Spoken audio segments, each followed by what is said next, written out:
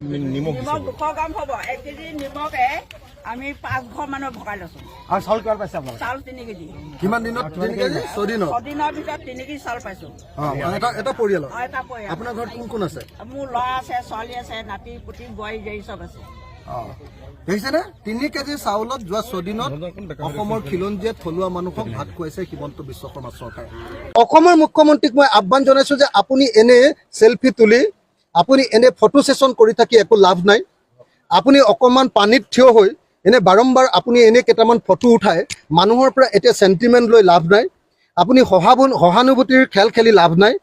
আপোনাৰ চৰকাৰৰ কাৰণে মানুহ বিধ্বস্ত হৈছে গতিকে এই মুহূৰ্তত আপুনি অফিচত বহি যি নিৰ্দেশ দিব লাগে সেই নিৰ্দেশ দি এনেকুৱা বান বিধ্বস্ত বংকুৱাল বান বিধ্বস্ত মহুৱামুখ বান বিধ্বস্ত শিৱসাগৰ বান বিধ্বস্ত দিচাংমুখ এইবিলাকক বচাবৰ কাৰণে ব্যৱস্থা গ্ৰহণ কৰিবৰ কাৰণে মই চৰকাৰ অসমৰ মুখ্যমন্ত্ৰীক আহ্বান জনাইছো এতিয়া অকল টিভি তোলাই থকাৰ সময় নহয় অসমৰ মুখ্যমন্ত্ৰীয়ে কেৱল পানীত ৰৈ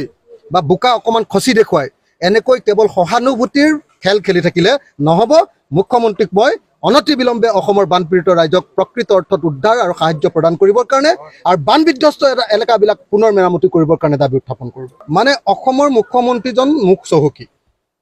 অসমৰ মুখ্যমন্ত্ৰীজনে কথা বেছিকে কয় কামত কম আছে কিন্তু টিভি বিলাক আৰু বাতৰি কাগজবিলাকক তেওঁ নিজৰ লগত ৰাখি তেওঁ কথাবিলাককে অনবৰতে প্ৰচাৰ কৰি থাকে তো আজি যদি সঁচাকে অসমৰ সব মথাউৰি কংগ্ৰেছৰ দিনতে তৈয়াৰ কৰা হয় তেতিয়াহ'লে তেওঁতো স্বীকাৰে কৰি দিলে তেওঁলোকৰ দিনত কোনো মথাউৰি বনোৱা নাই কংগ্ৰেছৰ দিনত গোটেই মথাউৰিবিলাক বনাইছিলে গতিকে কংগ্ৰেছৰ দিনত বনাইছিলে কাৰণে কংগ্ৰেছৰ দিনত ভাগিবও পাৰে কংগ্ৰেছৰ দিনৰ বনোৱা মথাউৰি ভাগিবও পাৰে তেওঁলোকৰ দিনত মথাউৰি বনোৱা নাই কাৰণে তেওঁলোকৰ দিনত ভগা নাই কথাটো সেইটোৱে চাফা চাফি কথা এই মুহূৰ্তত কংগ্ৰেছ বিজেপিৰ কথা কৈ থাকিব লাগেনে অসমৰ মুখ্যমন্ত্ৰীয়ে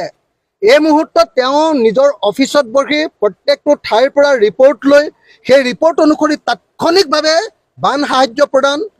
বিধ্বস্ত হোৱা মথাউৰিবিলাক পুনৰ নিৰ্মাণ বিধ্বস্ত হোৱা পথবিলাক পুনৰ নিৰ্মাণ আৰু এইবিলাক নিৰ্মাণ কৰিবৰ কাৰণে যি পইচা লাগে সেই পইচাবিলাক কেন্দ্ৰীয় চৰকাৰৰ পৰা অনাৰ ব্যৱস্থা কৰিব লাগে কেন্দ্ৰীয় চৰকাৰৰ ওচৰত এটা বাক্য ক'বৰ কাৰণে অসমৰ মুখ্যমন্ত্ৰীৰ সাহস আছেনে অসমৰ মুখ্যমন্ত্ৰীক অকল প্ৰধানমন্ত্ৰীয়ে এটা ফোন কৰিয়ে দায়িত্ব সামৰা নাইনে অসমৰ মুখ্যমন্ত্ৰীয়ে ক'ৰবাত এটা ঠাইলৈ গৈ বানপানীত গৈ অকণমান দ পথাৰত গৈ দ পানী এটুকুৰাত গৈ আঁঠুলৈকে পানীটো ডুবাই তাত ফটো সেশন কৰি থাকিলে নহ'ব অসমৰ মুখ্যমন্ত্ৰীক আমি বান বিধ্বস্ত এলেকাক পুনৰুদ্ধাৰ কৰিবৰ কাৰণে তাৰ পথবিলাক নিৰ্মাণ কৰিবৰ কাৰণে মথাউৰিবিলাক তাৎক্ষণিকভাৱে নিৰ্মাণ কৰিবৰ কাৰণে আৰু দুৰ্বল মথাউৰিবিলাক সবল কৰিবৰ কাৰণে দিহা দিবৰ কাৰণেহে অসম চৰকাৰক এই মুহূৰ্তত আমি আহ্বান জনাইছোঁ অসমৰ মুখ্যমন্ত্ৰী 200 গ্ৰাম হ'ব এনেকে 1 কেজি নিমখ দিছে তাই 5 ঘৰ মানুহে আমি ভগাই লৈছো 200 গ্ৰাম নিমখ 200 গ্ৰাম হ'ব 1 কেজি নিমখে আমি 5 ঘৰ মানুহ ভগাই লৈছো আৰু চাউল কিমান পাইছে আপোনালোকে? চাউল 3 কেজি কিমান দিনত 3 কেজি 6 দিনত 6 দিনৰ ভিতৰত 3 কেজি চাউল পাইছো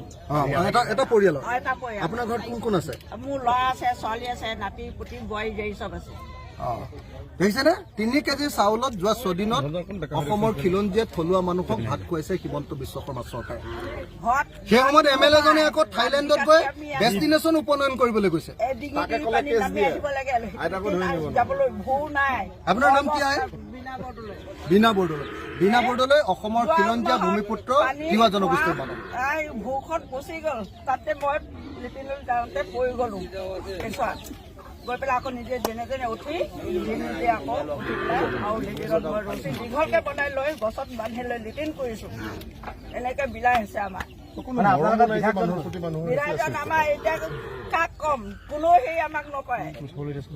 বিধায়ক আমাৰ হেৰি আছিলে আহিছিলে আহি পেলাই চাই কি কৰা নাই আমি নেজানো আমি ঘৰতে আছো ৰাস্তা কাষত এটা আমি ক'ব নোৱাৰো বিধায়কটো অহা নাই ইয়ালে মানে বিধায়ক নাই নহয় জানো বিধায়ক অহা নাই বিধায়ক অহা নাই আজিহে আপোনালোকক মই দেখিছো আপোনালোকৰ অহা দেখি মনটোও ভাল লাগিছে অলপ এটা চবৰ বাইক লোৱা ভাল যে MLA জন আহিছিলে নাই আচলতে হয়নে ন কি আচৰিত ভাই ডেষ্টিনেশ্যন উপনয়ন কৰিবলৈ পৃথিৱীত যায় এইটো এবাৰ লওঁ আহক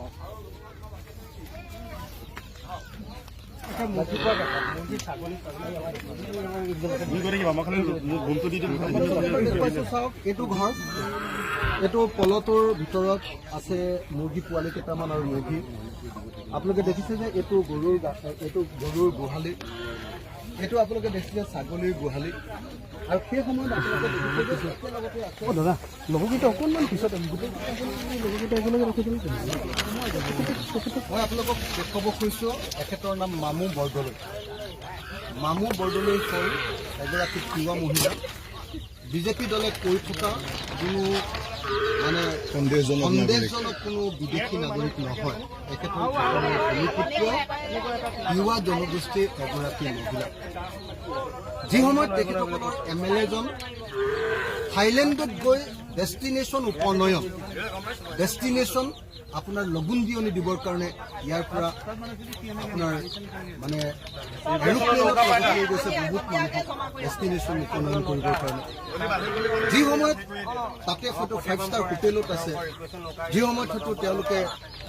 মানে তাত টুৰিজিম কৰি আছে, সেই সময়ত আপুনি চাওক অসমৰ এগৰাকী আপোনাৰ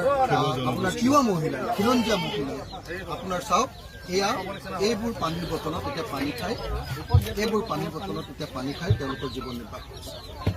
আপোনালোকে নিশ্চয় দেখিছে যে এইটো তেখেতসকলৰ এইখন বিচনা, ইয়াতে চাগে ল'ৰা ছোৱালীও আছে, ল'ৰা এটা ছোৱালী এজনী মাক আৰু বাপেক এইখন বিচনাৰ ওপৰত শুইছে। চাওক নিজে চাওক 3 ফুটৰ বিচনা এখনৰ ওপৰত ল'ৰা ছোৱালী মাক আৰু দেউতাকে আছে। এয়াই হ'ল অসমৰ মানুহৰ এই সময়ৰ অৰ্থনীতি, এই সময়ৰ অৱস্থা।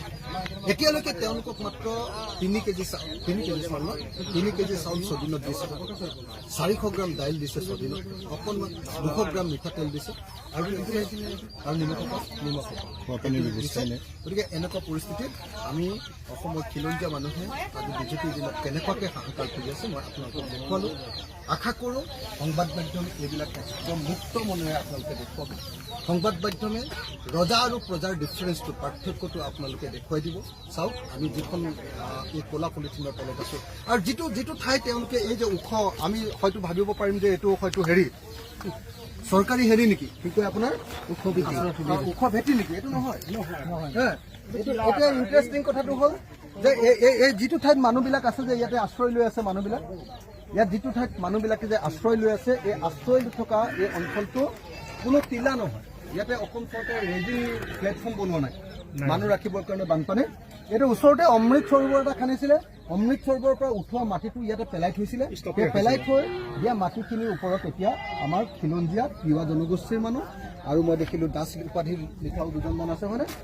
মানে আমাৰ অসমৰ SC অনুসূচিত জাতিৰ লোকে ইয়াতে একেলগতে বসবাস কৰিছে। যি সময়ত মই আকৌ ক'লোঁ যে যি সময়ত এটা পলিথিনৰ তলত আপোনাৰ 3 ফুটৰ এখন বিচনাত মাক দেউতা ল'ৰা ছোৱালী আৰু কাৰোবাৰ ঘৰততো আইতাকো আছে, আপোনালোকে নিজে দেখিলে, মই নিজে দেখুৱাই দিলোঁ। ওচৰতে এটা গোহালি, ওচৰতে এটা হাঁহৰ গঁৰাল, মুৰ্গীৰ গঁৰাল, ওচৰতে গাহৰি, এনেকৈ মানুহে ইয়াতে ৰাখিছে। এনেকুৱা অৱস্থাত আছে। আৰু আটাইতকৈ ইণ্টাৰেষ্টিং কথা যে চৰকাৰে আপোনালোকে জানে যে ৰিলিফ মেনুৱেল অনুসৰি মানুহক সাহায্য দিব লাগে। ৰিলিফ মেনুৱেল অনুসৰি সাহায্য দিয়াৰ পৰিৱৰ্তে ইয়াত দিছে 6 দিনত 3 কেজি চাউল এটা পৰিয়ালক,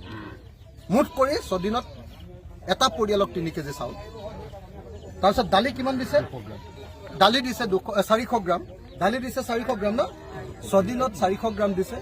আৰু নিমখ দিছে অকণমান আৰু 200 গ্ৰাম মিঠাতেল। এইটোৱে হ'ল অসমৰ বৰ্তমান অৱস্থা। অসমৰ মুখ্য